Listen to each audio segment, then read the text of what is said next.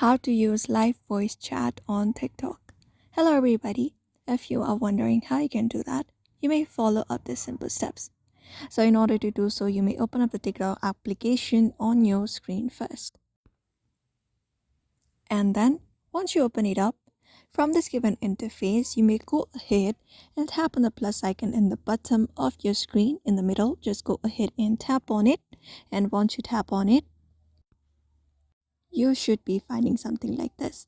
Now from here, all you gotta do is on the bottom, you should be finding post story templates option. You may scroll right and then go ahead and look for the live option. And when you head over to the live option, right below the go live button on your screen, you should be finding device, camera, voice chat, mobile gaming option. So head over to the option called voice chat. Just go ahead and tap on it.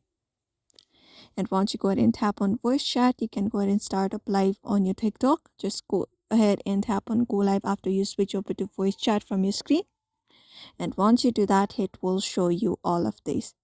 So that's it for now. You may follow this method in order to go ahead and use voice chat on TikTok live. So I hope this video was helpful. Give it a thumbs up and subscribe for more tips and tutorials, and we will see you on the next video.